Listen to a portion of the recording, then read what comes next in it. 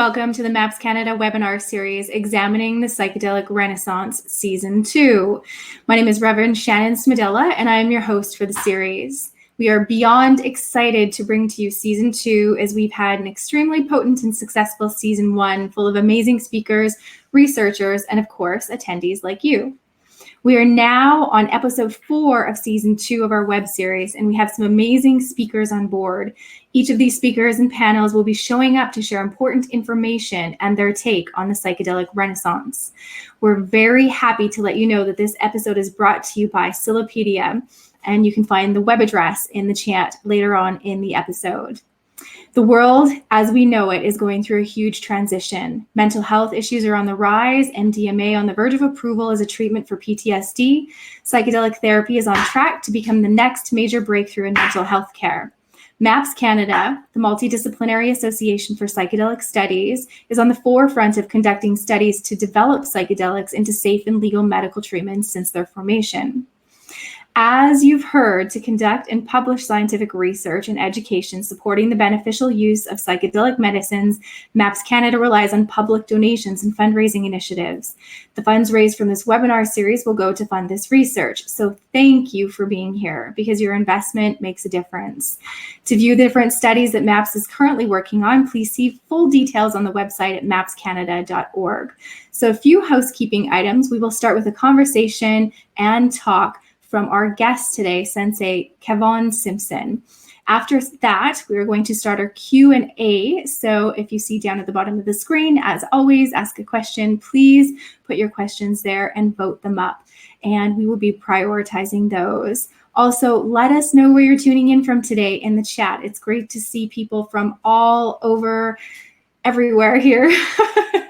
All over the world, Barrie, Ontario, New York, we have Santa Cruz, we have Victoria, BC, Vancouver, Guelph, Ontario, we have California, another from Ontario, Kitsilano, Vancouver, Waterloo, Gibson. So make sure and let us know where you are tuning in from. We have Bonnie from Santa Cruz, and many more joining us here as well. So today with us, we have Sensei Kevon Simpson. He is an ordained minister, multidisciplinary artist, international two-spirit medicine man, Shotokan karate black belt, and founder of the Entheogen Integration Circle NYC. He is from a lineage of Jamaican spiritual healers, and in the spirit of Sankofa, he calls upon his Taino and Akan ancestry often. He is also initiated through Dieta into the path of curanderismo, the ancient sacred healing plant medicine shamanism of the Amazon rainforest and Andes. During his extended stays in Pucallpa, Iquitos, and Chivan de Huanatar, Peru, he learned the techniques of guiding ceremonies from fellow indigenous keepers of the earth, with the intent of bringing the experience back to marginalized communities. He has traveled as far as Taiwan, Jamaica, Canada, and even Japan within his path as a medicine guide and high-dose solo sitter. Known as one of the leaders of the underground psychedelic renaissance, clinical psychotherapists often come to him for advice with their clients. Since 2018, he has graced Chakruna's stage twice as a speaker and panelist at their Psychedelics and Science conferences. In 2019, he opened the world-renowned Horizons Psychedelic Conference as the ritual voice of spirit. He's a Reiki master who also has over 15 years of guiding meditation experience and often combines the practices of mindfulness with poetry, dance, and sound healing in order to lift people out of their wounds and into their divine purpose. Kevin's whole life changed in 2017 when he became public with his HIV status, and has since been an advocate to help lower the stigma through articles, appearances, and more. In his spare time, you can find him practicing medicine songs in Icaros, playing his handpan, or doing live feeds of spiritual upliftment under his social media handle, Medicine Sensei, or by following the hashtag planetocatch. Webinar topic today is From the Stoned Ape Theory to 5 grams of dried psilocybin in silent darkness, and from clinical trial research all the way to transdimensional crystals, The call to push the envelope of consciousness exploration has reached the mycelium network of the urban underground. It is there in the belly of change that the spirit of the psychedelic renaissance is coming, compelling some brave psychonauts to push the edge of consciousness exploration a bit further than what has currently been made mainstream. What can we learn from doses beyond 10 grams? What can we learn from doses beyond 20 grams? What are safe ways to dive in and integrate these in one-of-a-kind experiences that twist our perception of reality into new forms? Lastly, how might this information be useful for the soul during these changing times? So without any further ado, please help me welcome Sensei Kevon Simpson, our guest today.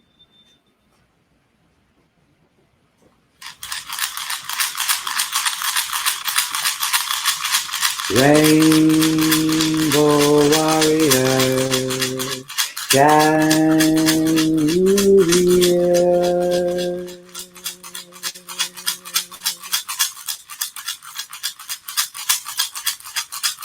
the sound of our mother dying?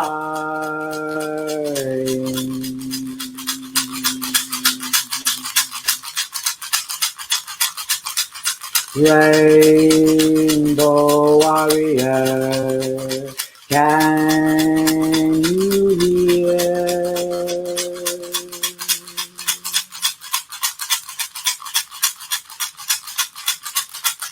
the sound of our hearts collectively dreaming?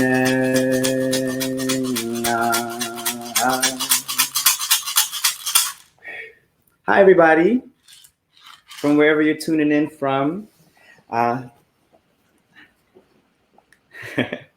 shamanism part comes a little easier than the other parts for me. So I have some notes here, and you missed the part where my camera was tilting sideways, like my house was on a lean.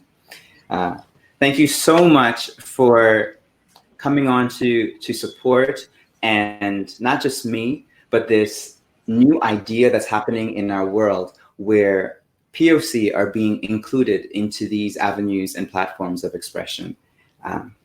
So thank you to the MAPS team, the founder, its directors, and all who work to make this possible. And thank you to Shannon so much for being an open heart and international bridge with your actions.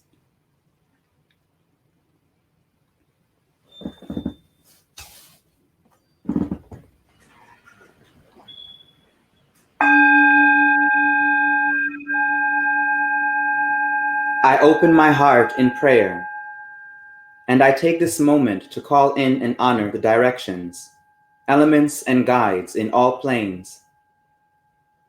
I call in our recently gained and even the ancient ancestors watching over us. I take this moment to honor the light of the stars, the warmth of the sun, and the promise of the process of change, the shifting of seasons. I pray that the information exchange here is useful for generations yet to come in the spirit of safe exploration and mind expansion. And so it is. So I'm going to walk us through a few exercises just to get us into our bodies and into a state that's a little perhaps less technological than we've all been made to be during this strange time on our planet. So just take your arms out and just reach forward if you can. And stretch and open up to the sides. And if you've discovered that you've built yourself into a technological box and don't have enough room for your arms, that's okay. You're probably just like the rest of us. And take the arms up and reach higher. And bring the arms down gently. And just taking the head left and right.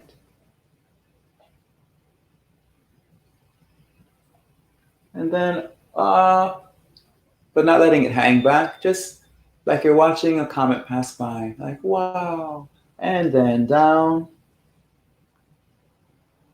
So no overstretching of the body at all. It's, wow, look at it pass by, whoa, and then go back down, and then take it into the other direction.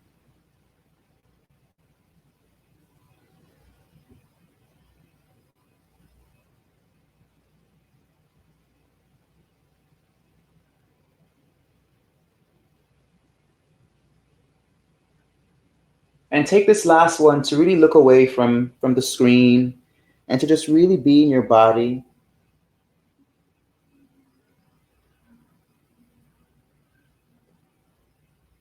And shake that out.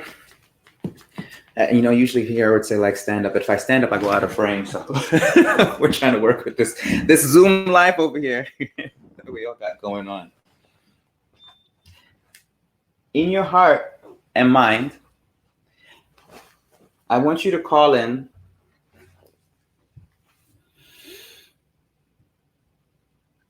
the spirit and support of anyone you've lost during this pandemic or even before, that you feel has been a guiding light and support for you in the opening and awakening of your heart to step into wanting to help humanity this way.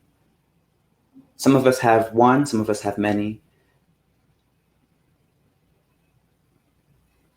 And so in part of creating the container for diving into deeper doses, these are some of the things that I do. So I'm inviting you to journey with me in this moment, in this brief moment we have together, and to call in your ancestors and our collective ancestors that wanted peace.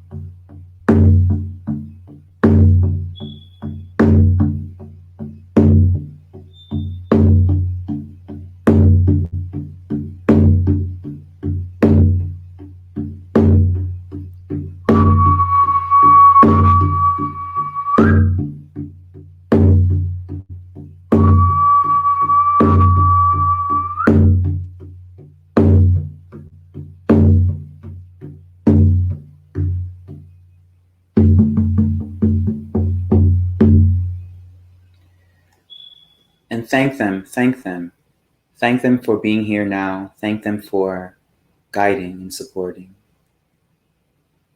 Thank them for holding the container of this moment.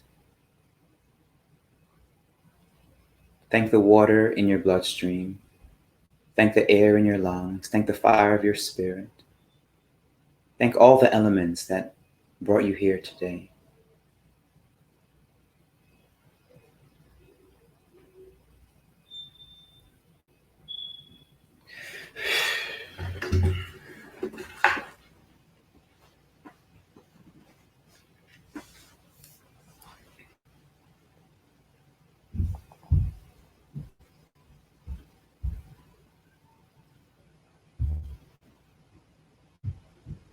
Okay, before I go further, just honor that moment with the sound of the bell.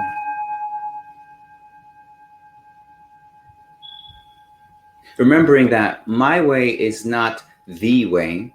My way is a way that I've done that has worked for me in spaces where I've journeyed alone. So I try to share with you how gentle I am with me before diving into such spaces. So here I have a list of some harm reduction ideas that I'll expound upon as I speak. For the first one, You want to create an altar space, which is not something that's so obvious for everyone in our modern world. A space where you connect to the ineffable mystery, the wordless knowing, the voiceless magic that connects us all. Whatever it is for you, a space in your home that is consistently where you return to have this conversation with something unseen and beyond yourself. Something that you believe in a little bit more than the air. You can't see that. Something you believe in a little bit more than even the air. A space for that.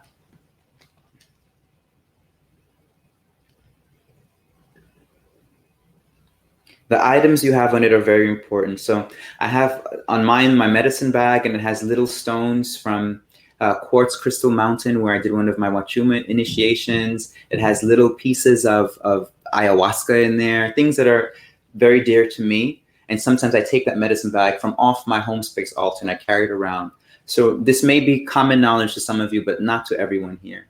So these are little things that you can do to create the safer container for yourself. It may not sound like harm reduction, but when you're with snot running out your nose and your eyeballs are crossed and you want to bang your head on the floor because you're like, what the heck did I just get myself into? These things become a railing for you, so to speak.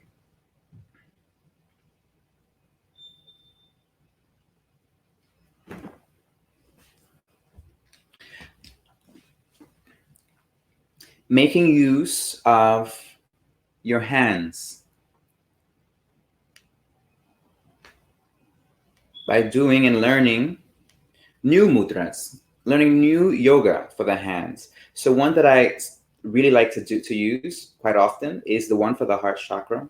I'm maybe a little nervous and so like, but it's the one for the heart chakra. So, and ironically enough, it kind of like looks like a little heart. And I just use the meditation of imagining a green light in there,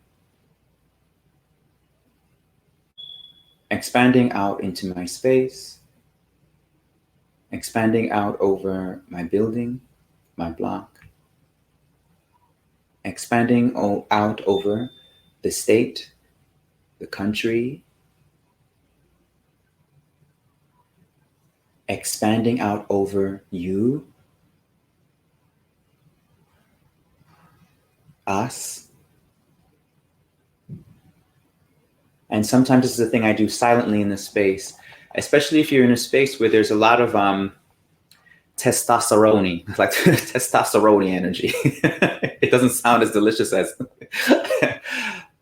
you want to do things that are a little less noticeable and quiet, that still allow that vibration, that if you're following with me and staying with me, that still allow that vibration to permeate the medicine space with the silence of subtlety. And there are many that you can learn. It's just one of my favorite. There's the basic ones, the ones that this one means oneness, specific to Zen meditation. But this may not be, where it feels home for you. So I invite you to look some up that work for you. I invite you to even, in the psychedelic space on lower doses, to start to just play with your hands a bit and see what your hands naturally do for you. And just be very open to expanded modalities from another time period, somehow piercing their way through your experience and moving your body in such a way that you find your own way to heal things that are specific to your vibration and certain areas where you might have issues that need to be healed. It doesn't have to make sense to anyone else.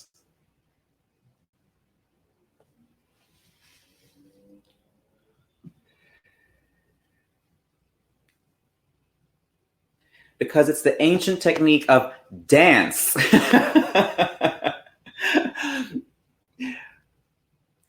Bringing things back to simplicity. Yes? So dancing with your hands. Yes, you can do the modalities and the specificities, the specifics of them. You can do that, but you can also dance and find your way to healing whatever is in that third chakra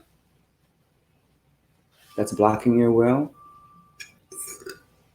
You just find your way through it. It's hard to write that down and say this is how to do it to someone.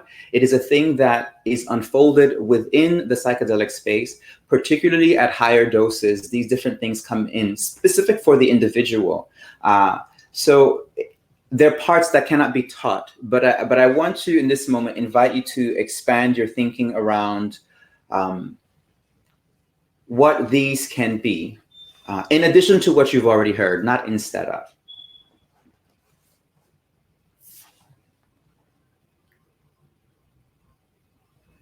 So with dance comes also the moving of the body, all of the limbs of the body. Walking people through something as simple as attention release exercises, TRE exercises. So using the languaging like, shooting star. The subtlety of shifting the tonality of your voice is what allows the person, or even yourself, to move into a much easier state to enter higher planes.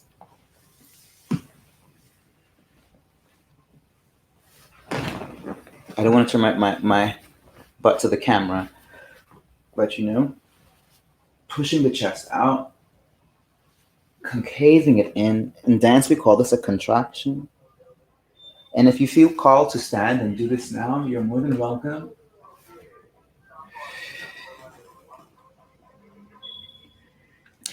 This is what I do, guys. I don't just say, you know what, let me just measure out these psychedelics over here and plop, plop, plop. Well, that looks about the right amount. Let me just chuck them back and lay down.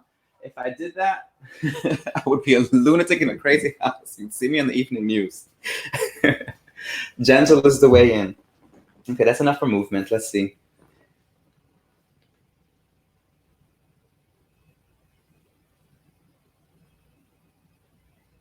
Technical things.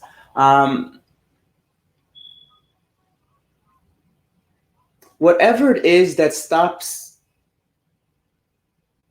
you generally, sometimes people are afraid to sing, whatever it is that stops you generally from opening your voice and singing, even when you're alone, or singing when you're in front of people because you're afraid of how your voice might sound, it's important to do the things that give you the training to gain the confidence. Everyone can sing. Every single person can sing.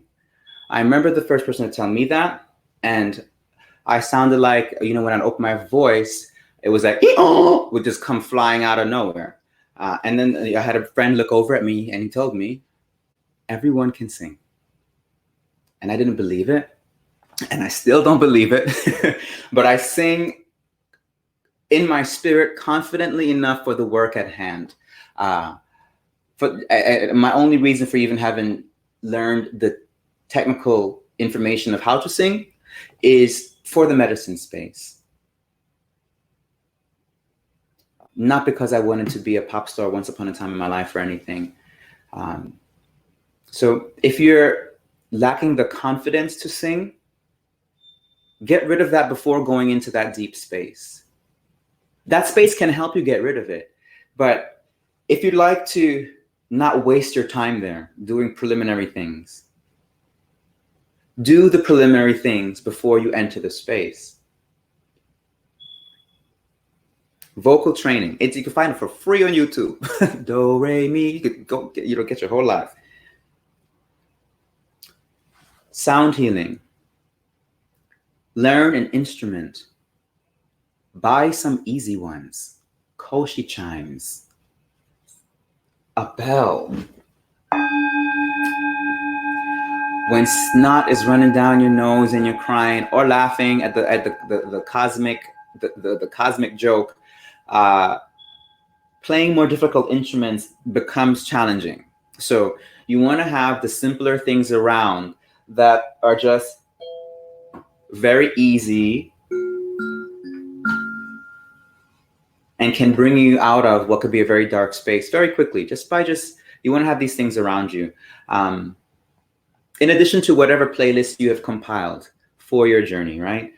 You want to have these things around you, because that space, the less technology you have in it, and the more you rely on your own artistic abilities, your own musician-like artistic abilities in that space, the more the visionary plane communicates with you, to you, something that I will not give a spoiler for.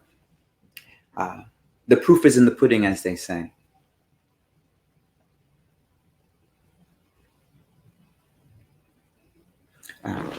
This is one of my favorite simple ones. Shirty box.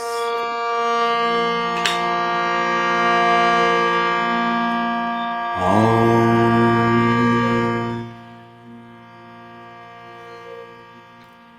Shanti Om. Om Shanti Om.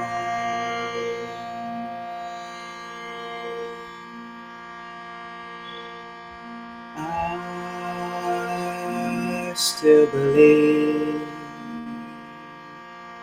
that peace is possible. I just chant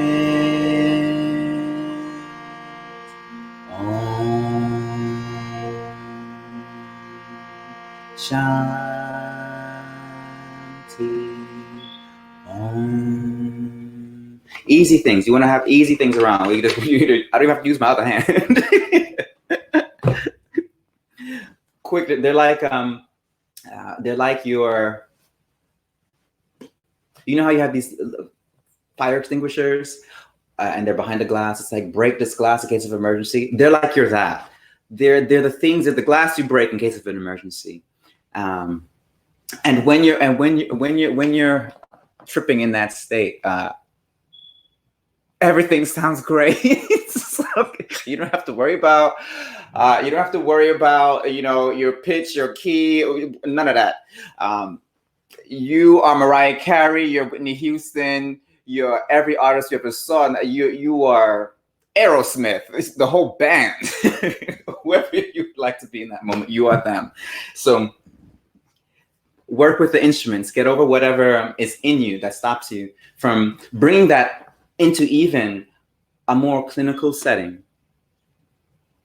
You can fit a little rattle in your purse, or in your backpack. You can just pop it on in. Sometimes I walk through the city with my flute. When people don't let me off the train, I flute them in the face. Anyway.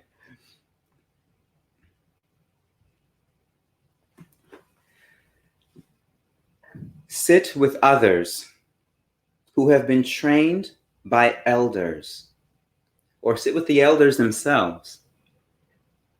Sit with others who have been trained by elders, or sit with the elders themselves. It's so important that I almost want to say it a third time.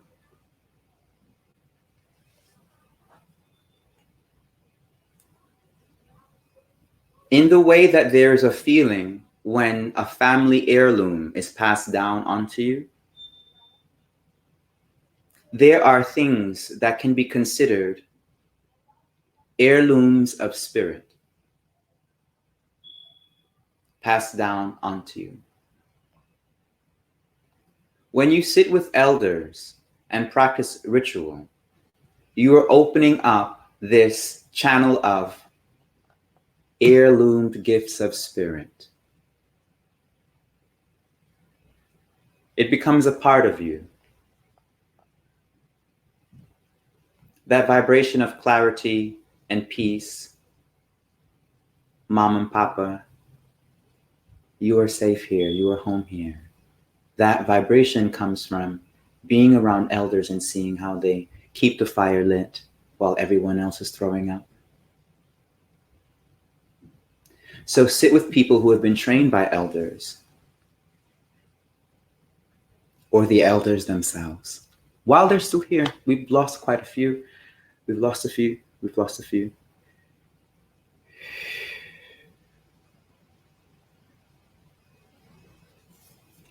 This is a warning, but I mean, this warning is already not heeded, but it still is important to say,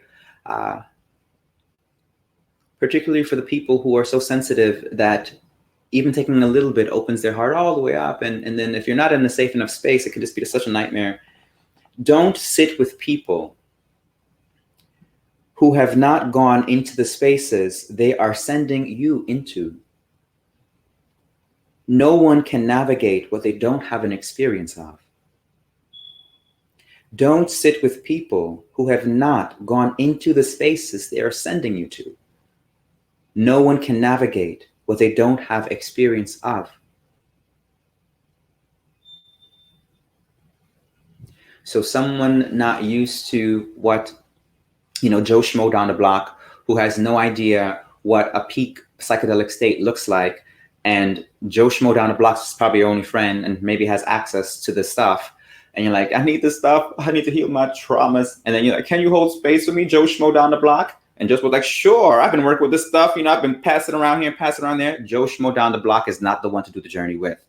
So Joe Schmo down the block is going to see you have your whole ancestral remembrance. He's going to see you cry and scream and want to leap out the window, and he's going to call the police. So that's just one example. It could be a little dramatic. Don't sit with people who have not gone into spaces they are sending you into. No one can navigate what they don't have experience of. Would you get into even a subway bus, even the metro? Would you get into the car of your own mom if there was no training, no driver's license? She was like, oh, what's this thing, a car? Hop on in. Let's go for a ride on the highway. Would you say yes? I rest my case. Have a community ready to help you integrate. But do note that the higher you go in dosing, the less people you'll find who are equipped to not only guide, but to help you integrate your high dose experience. Have a community ready to help you integrate.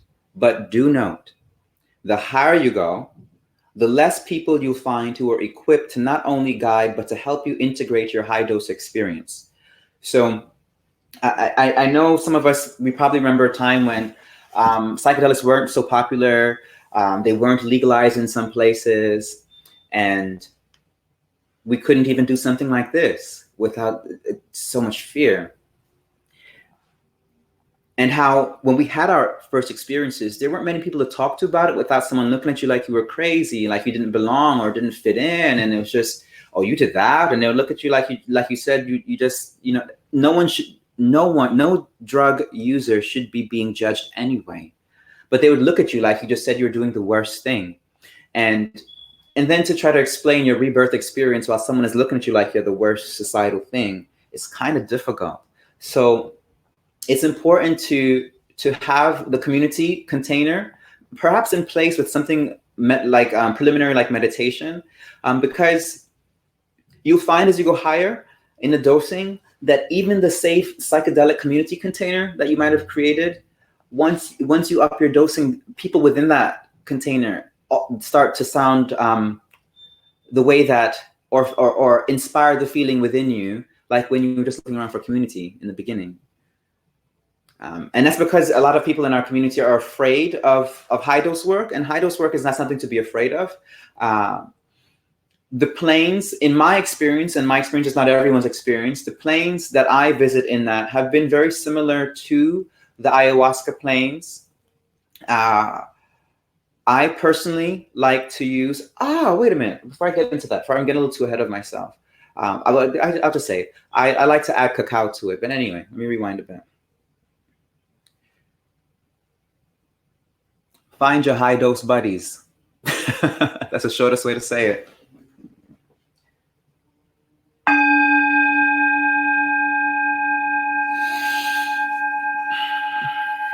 Take a moment to breathe that in before I go into how I did it.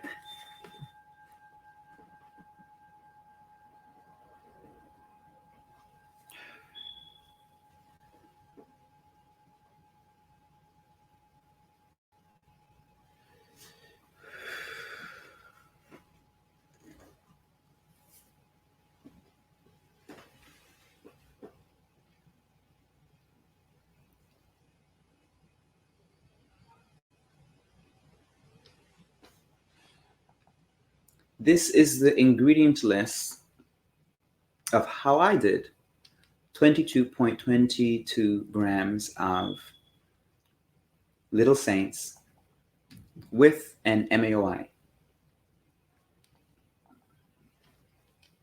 Ingredient number 1, your Little Saints. Ingredient number 2, ceremonial cacao, organic ceremonial cacao.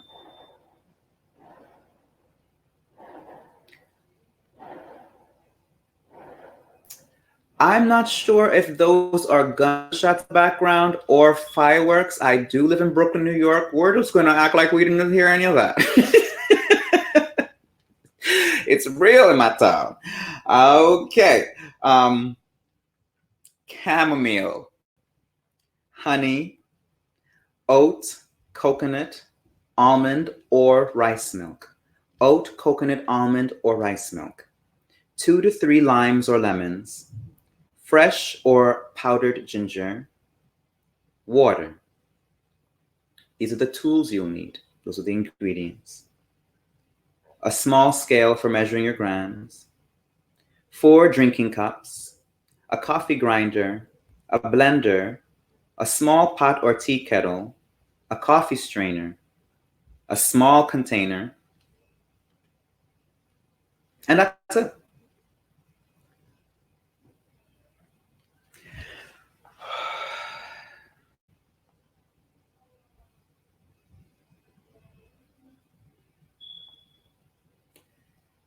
This information, I feel like that, you know, when you were back in the day and they would say, don't try this at home, kids. I feel like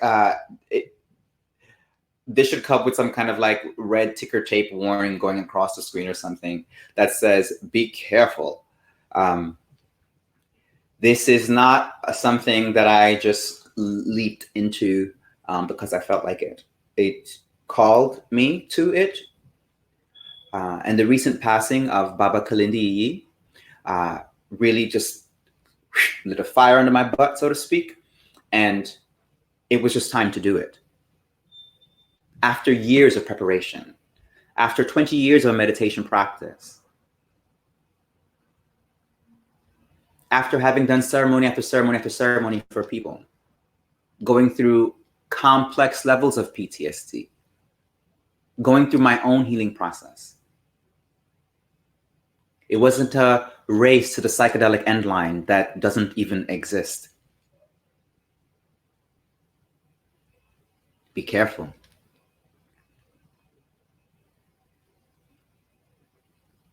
Okay. These tips are being shared so that you may be able to be as safe as possible should you decide to partake. Get your coffee grinder and grind all of your little saints into a powder and put it aside in a small container. Then turn on your stove and bring the water to boil.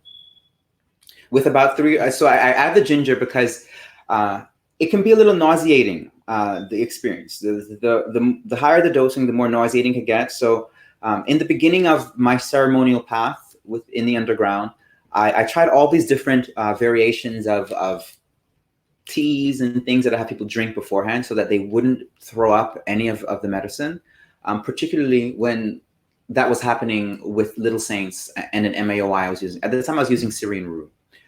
So to make people not like have an ayahuasca moment, so to speak, ginger is what I would give them a freshly made ginger tea. So not the powdered ginger that you can get in a store, but I would like get real ginger, you know, cut it up and boil it into a tea.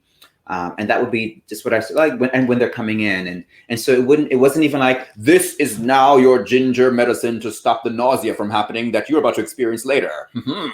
It wasn't like that. It was more like, come on in, here's a cup of tea. You should finish it. You know, it's more like that. You wanna gently lead yourself and people into that space. Because, you know, it's the space where shit hits the fan. So, pardon my language. Okay.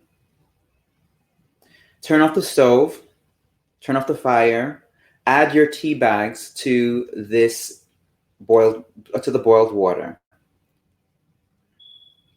The reason why I did it this way, let me go back a bit. The reason why I did it this way is because in the chapters of my serving, I went through different ways of getting the medicine in. So the first way was, maybe I should go this way. I don't know. Maybe that's the right order from your angle. I don't know.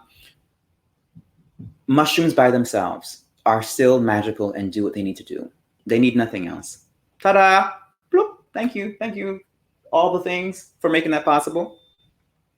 Let's get creative. Adding a tea. 5 powdered grams in a tea. Terence McKenna's heroic dose. Look. Done. That was my awakening moment with a friend. One of them wanted to have a party. The other one wanted to watch TV. And I was having my shamanic awakening. Like, we had nobody there doing the rattles and nothing. I was like, what the heck is happening? So that was the beginning. And then I started to add an MAOI because at that point, I knew that I was walking towards possibly getting into doing ayahuasca work. I wanted to familiarize myself with that kind of medicine container. So the MAOI was added. And at the time I was using Syrian roux, 2.7 grams of Syrian roux with 2.7 grams of Little Saints becomes an experience that makes people want to run out of the room. People will beg you for it to stop. Like, I want the visions to stop. 2.7 grams of Syrian roux and 2.7 grams of Little Saints potentiates the Little Saints in such a way that it becomes past the heroic 5 grams.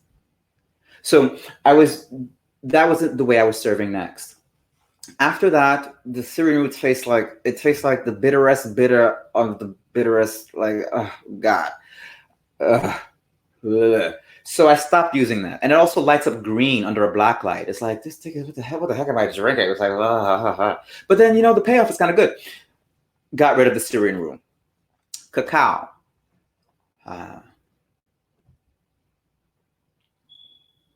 Yes, it is important to go and get your elder initiation with cacao in the ceremonies that happen here, or if you are blessed enough to go to Guatemala and journey there. Not everybody has those opportunities, but that is also, it's not just chocolate milk, So I received my blessings for cacao as well, and I started to use cacao in that space.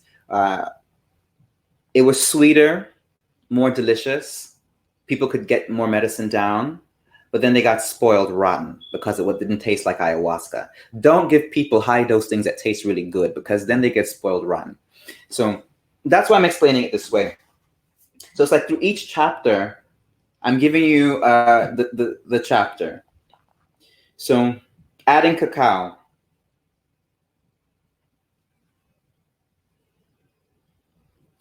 Pour your chosen milk into a small pot and let it warm.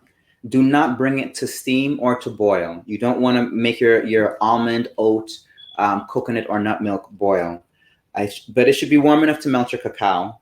Place 37 grams of cacao into your blender of choice. Pour in the warmed milk, not hot, not boiling, and honey, and 10 grams of the Little Saints. So just that alone can be a self-initiatory ceremony, if one is brave enough to do that by themselves. The cacao, 37 grams with 10 grams of the Little Saints. Do note that your experience is not going to be like, those 10 grams I had last time. Last time, what am I saying? But it's going to be like you took maybe 15 or more.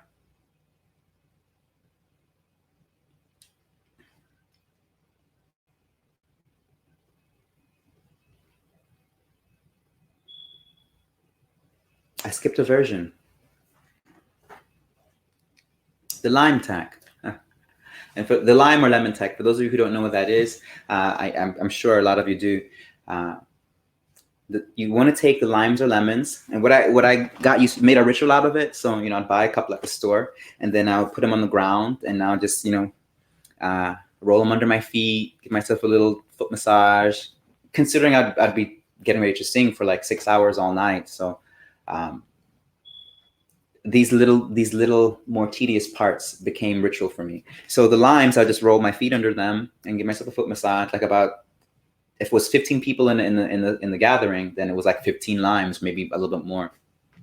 Once they get soft enough, but you don't want to step on them so hard that they burst. That defeats the purpose of why you're stepping on them and massaging your feet. You want to make them just soft enough so that when you cut them open, you don't even have to use that that'll, I don't know what it's called, but it's from back in the rotary phone days where people used to squeeze oranges. Now we have juicers and stuff. Anyway, I digress. You want to just cut it open, and when you cut it open after rubbing it on your feet, it just squeezes right out very, very easily. And when you're pressed for time, people are waiting, that's a very good thing. It's just little shortcut there to just get those squeezed out nice and good. With yourself, it take as long as you want. So prepare your lime juice or lemon juice and put about 5 grams in there. What that does is it converts the psilocybin in your stomach to psilocin while it's in that container. So it gives you a faster come up, but also sometimes a shorter duration of an experience. But if you have the cacao as an MAOI with the lime tech, the shortness of having it turn into psilocin before you ingest it, the shortness, how it shortens the duration of your journey. Knock that out the window. It comes up like really, really fast, and then your journey is extended because of the cacao being an MAOI. And it can take you to similar purgy, for lack of a better phrase, purgy places like Madrecita, like grandmother ayahuasca. But what I found in my experience with the cacao concoction, the cacao medicine, the cacao magic, the cacao ancestral magic, is sometimes dry heaving. I'll be like, oh, that chocolate was too good. I don't want to throw it up. Dry. Oh, I don't want to throw up the chocolate. It was so delicious. So that may be something that happens to you as well. Much better than going and throwing up your eyeballs. Like sometimes, I love ayahuasca. Don't get me wrong. I have it tattooed on my heart. But there are some other, and in addition to, there are other ways to reach these higher planes. I think that might be everything that I wanted to cover with you guys. Yes, that is that. I think that's everything. For now, anyway. I really want to hear what you guys have to say and are asking and so on. I have no idea if the mic even shut off in the middle of this, not just blabbing to myself, not looking over.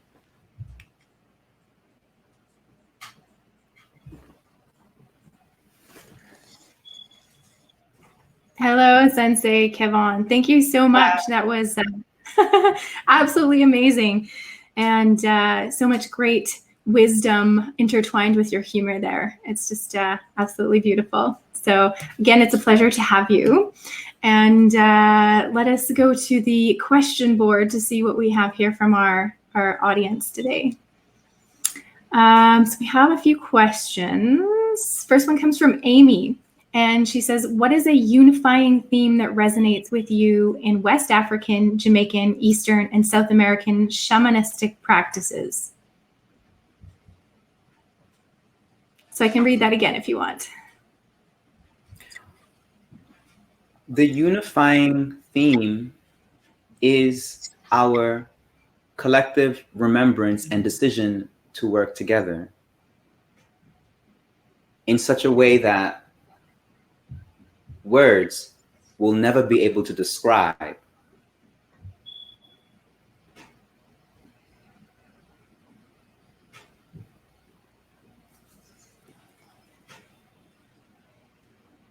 Thank you for that. We have one here from Elizabeth Dent, and she says, do you think a heroic dose can be used to help integrate a previous difficult journey? What if the medicines were different? I love this question. Okay. The short answer is absolutely. So I'm going to be let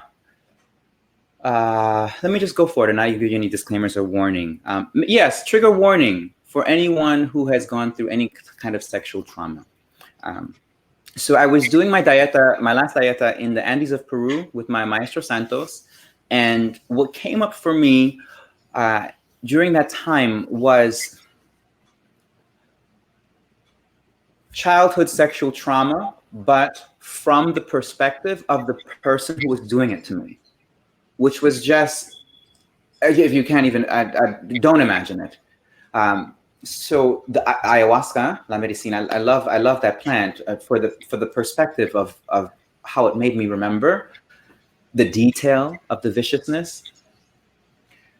When I spoke to my maestro about that, he, with our language barrier, although I can speak Spanish and we were doing pretty well, and I was there long enough for us to have enough of a rapport going back and forth. When I explained to him the context of how the abuse happened, he had no. It just like did not compute. The atrocious level of it was something that he just couldn't. He'd already done enough for my life at that moment. In doing a later ceremony with, well, specifically doing the 22-gram journey, it brought me back to that moment in my training about 2 years ago, maybe 3 years ago. It brought me right back, but unraveled it even more with more of the details and caregivers involved and things of that nature. And that's why I give all the warning and the gentleness that I do, because as sirens go by in the background, New York, these spaces that you can possibly walk into and revisit are not spaces to rush into. They're spaces to not be afraid of, but they're spaces to respect and to prepare oneself for. So if you know that it might bring up something so deep twice in helping you integrate it, and yes, I'm talking about one was ayahuasca, one was working with psilocybin. If you know that's going to bring you into that space, you want to have your team around you ready. You want to have your people you can call when the physical team is not present. You want to have your journaling. You want to have your playlist. You want to have some modalities under your own belt. You want to maybe know a little bit of Reiki, or have a meditation practice. And I'll just end there. I can go on forever with that one. All very important things. And I have a few questions based off of what you just said, but I think we'll open it up with the next question. And this is from Giselle. She asks, how do you talk yourself into doing your second heroic dose?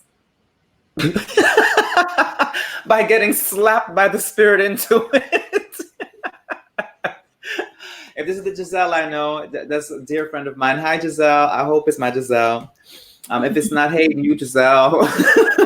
You some of the familiar love. You talk yourself into it by listening to the earth, by knowing how much of our wildlife no longer lives, by knowing that we overfish the ocean, you talk yourself into it by looking around and seeing what's happening in the world around you, not just where you live. You talk yourself into it by being love.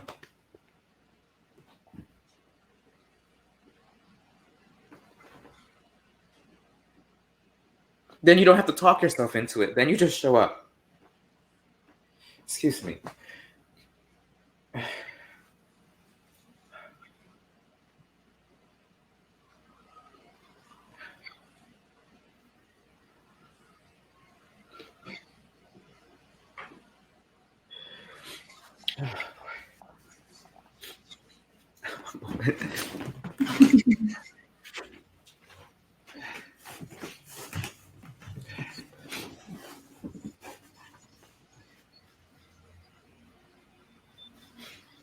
I understand being afraid. I get it. I know. But we have to look at the world, guys. We can't be afraid anymore. We just can't.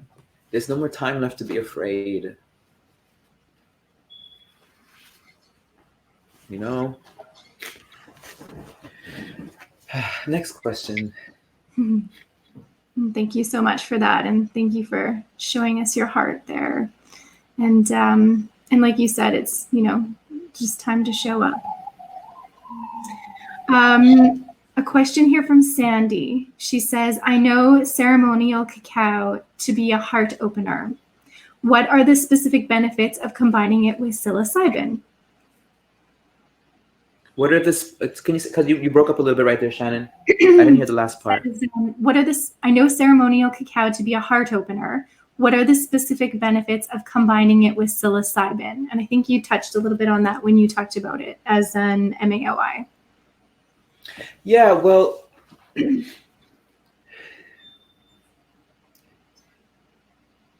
we can all benefit from having our hearts opened more. That's the shortest and easiest way to say, without coloring your experience with my own, without repeating scientific research and articles and so on. The rest of what we're sometimes looking for is our own direct experience with, particularly with questions like that. That it's just time for you to find out. What has happened for me, I do this technique, gently move your body and just like go down to the ground and just place yourself on the floor, straighten out. It's an old ancient practice. Just straighten your body out. Okay, now that your body's straight on the ground, turn yourself over. Yes, heart facing the floor.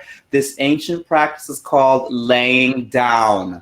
So once I get people to do the ancient practice of laying down, that medicine makes your heart open up even more. And if you use the visualization of emptying whatever's heavy in your heart through the ground while you're just laying down, I found that the combination of cacao and psilocybin is why I even approach it that way. It's why I approach the medicine work that way. It's it gives you this way of communicating like it. The two of them combined. And that's that. See, I'm already coloring it too much. that's One other question we have here from Kate. She says, are you considering adding other substances into your practice? A better question would be, which substances have I left out of it?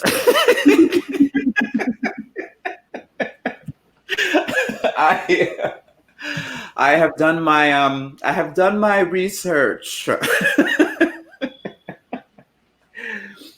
So yeah, there are other medicines that I do work with, but and in addition to, my favorites are definitely grandmother ayahuasca and definitely the cacao and psilocybin mixture together. Because I don't particularly like the taste of mushrooms like drying. I was like, oh, that tastes gross to me. And I did me saying they taste gross, but they don't taste like shiitake mushrooms, So the cacao and it together works better for me. And there is another question here. Actually, I'll ask this one while we're on the topic of that. I joined late. This is from Carrie.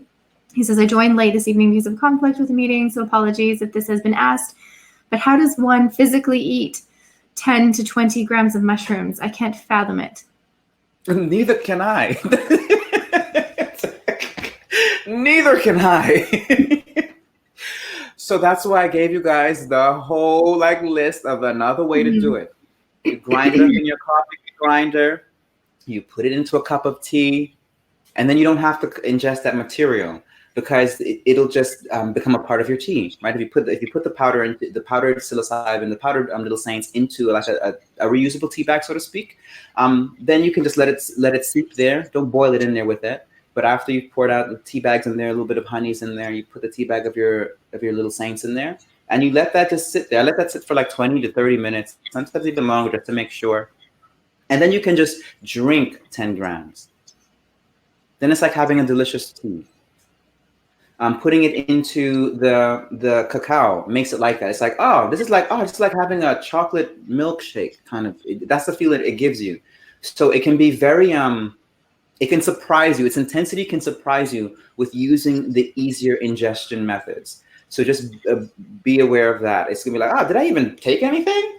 Yes, you did, and you'll find out shortly after. So I use those to use the chamomile tea with honey or the cacao, and you can get down 10 grams easy. Chewing up the dry material, I have struggled enough in my life.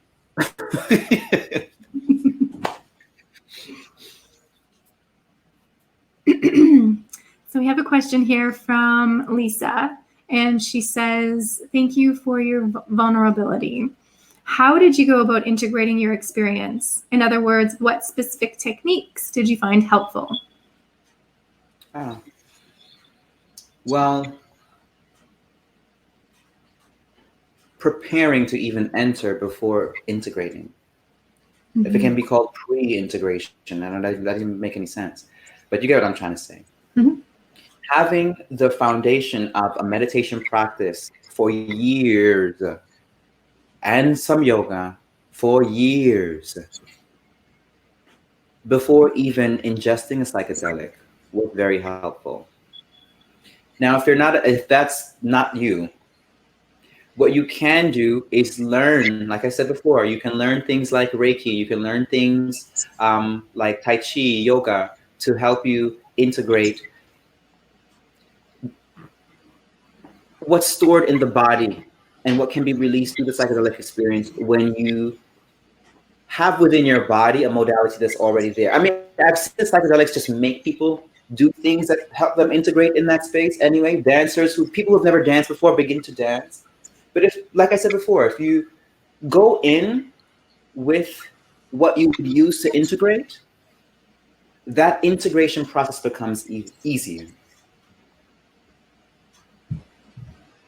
So my specific techniques are, again, I would put in Tai Chi, I would put in yoga, I would put in learning the mudras, like hand yoga, for lack of a better phrase. These are things that I would really focus on. And in regards to preparation as well, how important would you say is it to protect the space in a ceremony like that? You can skip that part. I'm kidding. It's very important to protect the space. I need a harder question than that. It's absolutely important to protect the space. And so what you're doing with these practices that we use for integration, the yogas, the tai chis, the mudras, and so on, what you are doing is you are allowing your vibration to become supercharged with the history of being a source of protective energy in that space. So you are working on, again, making yourself be the sage, making yourself be the Palo Santo, making yourself be the Agua Florida in that space. So that you can go anywhere and enter anything and be that without even saying a word. And then when you pick up your sagebrush to protect the space, when you call on the guides and ancestors and spiritual beings to be in presence with you, or physical beings, call on trees if you want. When you do that from the space of being that in you, then when you light sage, something else happens in the space. So it's not just this external act of lighting something, right? It's a full-on process of being that for someone and then extending that out into this space. Absolutely. Thank you so much for that. Question here from Brendan. And he asks, how do high-dose mushrooms compare to DMT Freebase with MAOI and Narrative Guide? I am not knowledgeable enough on that particular. I have smoked DMT before, but I have not smoked DMT with an MAOI, so I wouldn't be able to honestly answer the comparison of the two. Okay. Let's go to a question here from Amy. Do you suggest a certain strain of psilocybin mushroom? I've personally been, sticking to Golden Teacher. but in all transparency, I'm not Paul Stamets. I'm not a mycologist. That's not my forte. That's someone I would probably go to and ask which strain, which one should I do?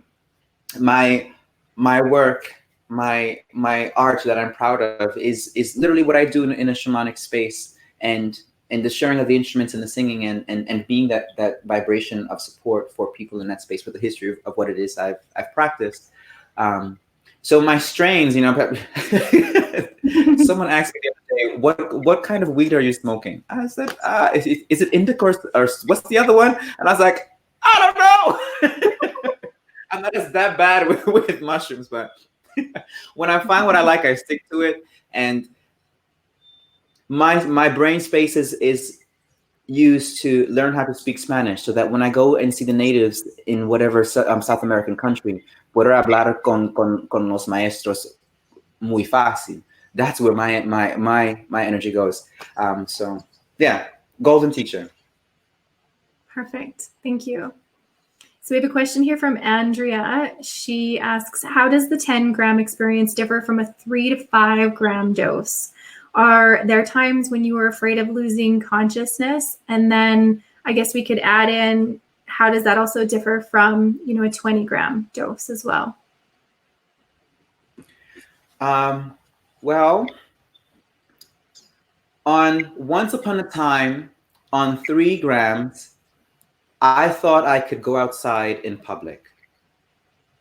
I was sadly mistaken. Once upon a time, on 10 grams, I didn't even have that thought to even think to go outside. Whoa, bad idea. On 20 plus grams, hide me under the bed. I've just peed myself. So there's your nutshell difference of the 3 levels. And I know I say laughing and so on, but I literally peed my pants in front of my altar, okay? And I kind of just like laid there and I was like, this is what's happening right now. Childhood trauma and peeing on myself in my house. So, and you have to be okay going there and knowing you'll get out of on the other side of it. Have I gone unconscious? I think when the spirit of the mushroom first did its thing with me, I'm talking years ago with the 5 gram dose in tea.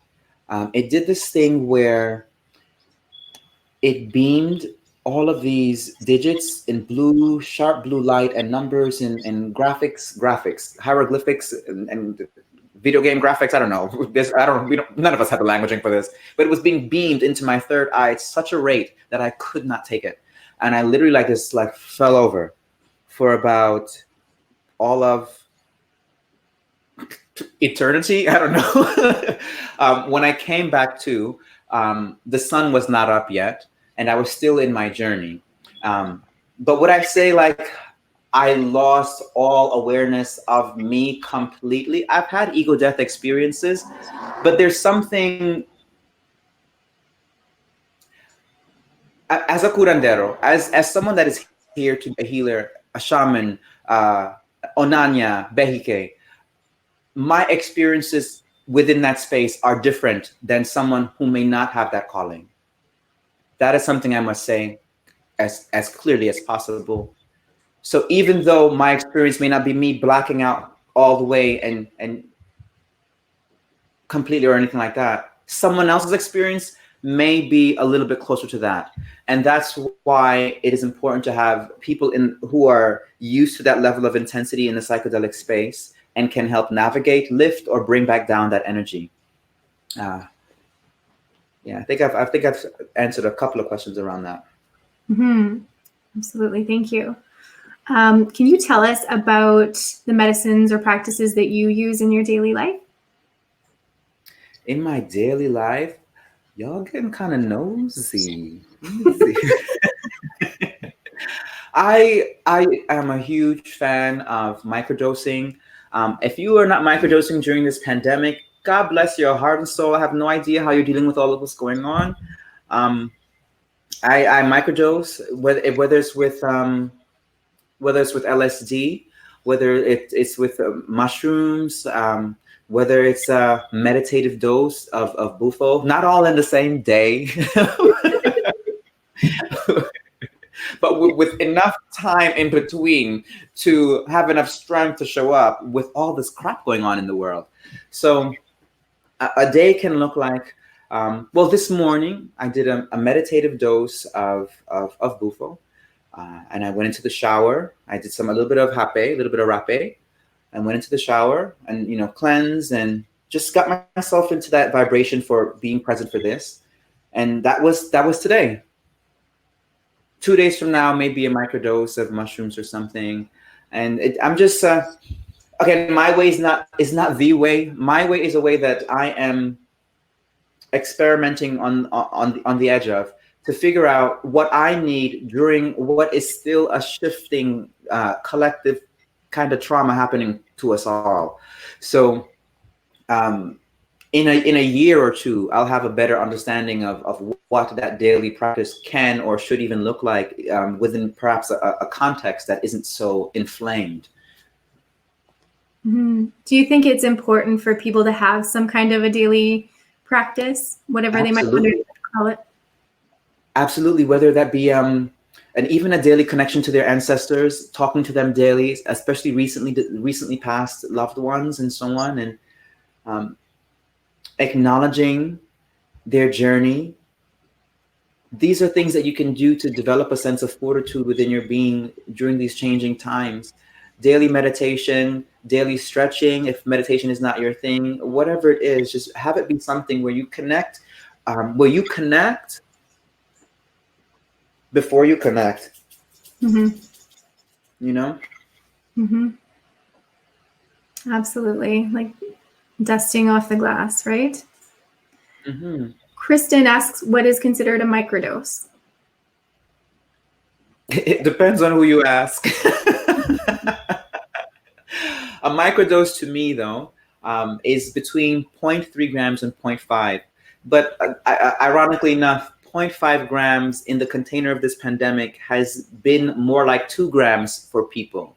Mm-hmm. So it just depends. And if you take that 0.5 grams and you add even half the MAOI dose of cacao, so half of 37 grams with 0.5, I mean, that can be up with 0.3, let's say 0.3 grams. That can be a microdose, right? But the addition of that cacao gives it another layer of heart opening that kind of make it just a little bit more ceremonial than you may want to greet the mailman with. Like, hey, mailman. But maybe just enough for you for that day, because you're not going to be with the mailman the whole time anyway, So 0.3 to 0.5. Perfect, thanks.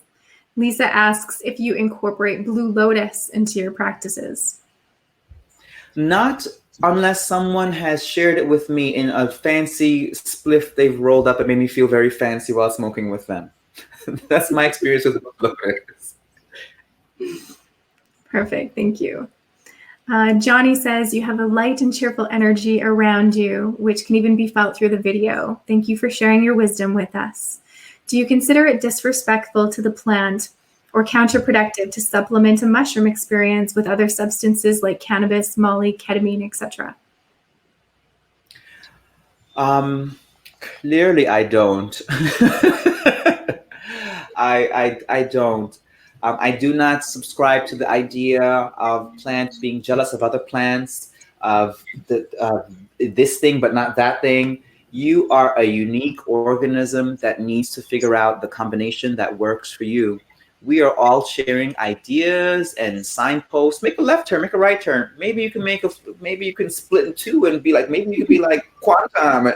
That's all we're doing. But we each as individuals have to figure out the formula of what works for us and what is integrity to us and what is honorable to us. I have a deep respect for all of the plants and all of the compounds. And I have a deep respect for people doing what they need to heal.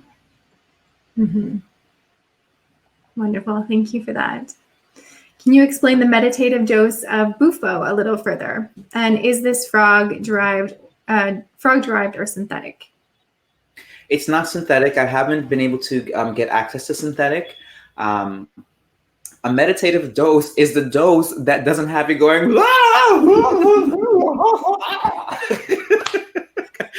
right before you have something important to do. A meditative dose is a tiny, tiny, tiny, tiny piece.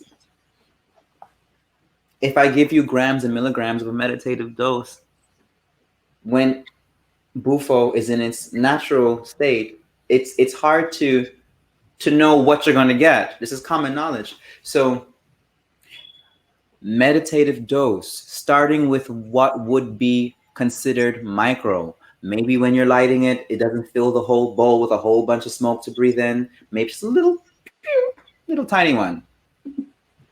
But that's for you to figure out within your own chemistry and moment. So experiment, put less in there. Mm-hmm. Do you have a recommended playlist? I have a couple. Of playlists that I have shamanic playlist 1, shamanic playlist 2, shamanic playlist 3, shamanic playlist 4, shamanic playlist 5. And then I end up just buying the music and buying the music and buying the music and buying the music and having them in my iPad. And I also make my own medicine music, and I would love for you guys to check some of it out. More is going to be added on my SoundCloud page. So if you find yourself in need of a ceremony moment and you're microdosing or something of the sort, the tracks can help you enter a different space with some of the energy that I shared with you here today. And I'll probably link my SoundCloud after, everything. But yeah, I have a playlist on there that is not all my songs, but there's a playlist on there that I've just collected from around the world too. Like different medicine songs pop up from different playlists around the world. And what else? It's easy to get the right playlist because we have algorithms now. So you find a few, you like a few, the next thing you know, your whole YouTube or whatever is filled with, like, there are days where I've just pressed one song and just let YouTube do its thing while I'm journeying, because I don't always have someone to help facilitate my journey. So sometimes the algorithm is a shaman. So to follow you on SoundCloud, I guess we could just find that on your website, or maybe our tech can find that and post that in the chat while we're chatting here. Mm-hmm. SoundCloud Medicine Sensei. Perfect. Thank you so much. Another question here from Amy. What is a good way to get an inclusive integration circle started in my community? I wish I could almost do a little bit of back and forth. A good way is to just, my way has just been to just begin. I had a bedroom in Jersey City. It was rented to me, like it was a living room that was rented to me because someone was trying to, save some money, whatever we do to survive when we have an apartment to ourselves. So I ended up renting the living room. And it was big enough for me to cut it in half and like push all my beds and stuff over, and then have the other side be my psychedelic community. It was crazy, but that's what I did. I just started it because there was a need for it. Sometimes we get so fearful. So what are they going to think? Am I qualified? And should I even, before we just begin? And the truth is, you have everything that you need right now to take your next step, which is starting that. So just begin it and allow it to grow in a way that you aren't able to even predict right now. You can't even predict it right now. Move out of the way of it, but be with it. Absolutely. Thank you. There are 2 questions that I have here, and we'll tie them into one. First one is, who or what gives you energy and hope for the future? And the second is, what changes would you like to see happen immediately in society? So who or what gives you energy and hope for the future? And what would you like to see change immediately in society? Who or what gives me hope?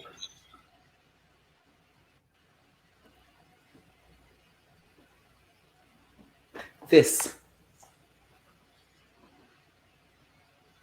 It's the only thing that does. Us doing this and more of this, and the plant medicine movement across the globe. Because if we can't do it, I don't think Joe Schmo down the block is going to get it anytime soon. And what was the next question? What changes would you like to see happen immediately in society? Everything legalized. Everything. Everything that people ingest, legalized immediately.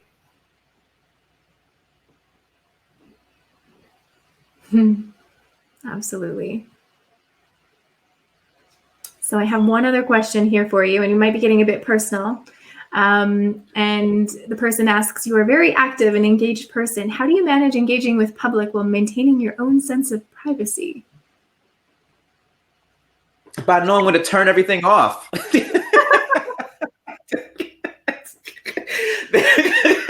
That's there are moments where I'm in my phone. I'm like, let me take another selfie. Let me post another. I'm like, wait a minute, because these things are designed to do that to our brains. And so if you know that, sometimes you gotta literally just like let the battery die and turn everything off. Sometimes I close my laptop without shutting it down properly. And sometimes I plug stuff out. There's this part of me that just like plug stuff out without the camera ready side knowing what's going on. Like these different versions of yourself in yourself. So I have the inner mom who's like, no more games, kid. Is it good sometimes to just turn that all off, do you think? Absolutely. Absolutely. You can't be watching the news ticker all day.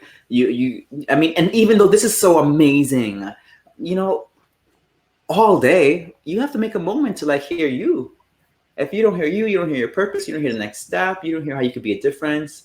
So, and all of this stuff is sometimes to just pull us completely out of why we came here on the planet, completely why we are so manifesting in this wonderful opportunity to be human and feel all that it is that we feel. Mm-hmm. Well, it's been a pleasure hearing from you today. And I loved that you have given us a to-do list to do, with the altar space and protecting the space from the mudras, and really just tuning into your body and listening what your body wants to say and what mudras it wants to give you. I thought was really amazing. Being gentle with yourself and with the journey. And obviously adding some humor into it and not always taking everything so seriously definitely helps. So, we've learned that from you today, along with a lot of other important things like sitting with elders and sitting with others, and not sitting with people who haven't gone down that road and had that journey. So all of this is so amazingly important information, and thank you so much for sharing it with us today. Do you have any final words to leave us with? Oh, final words. My final words, let's see. I won't do any final words. I'll do a final melody.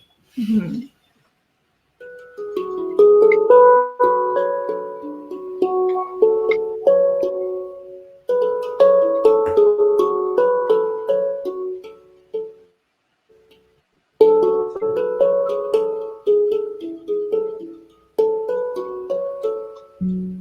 The time is now. Thank you so much for that. It's been such a pleasure having you here, an honor and a blessing. And thank you for carrying your light in the world and doing what you do and leading the way in what you're doing for the medicine. So thank you so much. And like I said, it's been a pleasure to have you here. And I hope that we can have you back. So I would just like to close this episode by again saying thank you to Sensei Kevon for being here with us today. And again, Kevon, it was an absolute pleasure to have you with us. Also, a huge thank you to our sponsor, Silopedia. And you can find their link in the chat as well, our sponsor for this episode. Also, special thanks to Kenny. He's our tech person behind the scenes. You guys don't get to see that much of him, but he makes this flow so smoothly. So thank you so much, Kenny, for all of your hard work behind the scenes there. And very importantly, thank you to all of you for being here to support the series, the speakers, and this important research.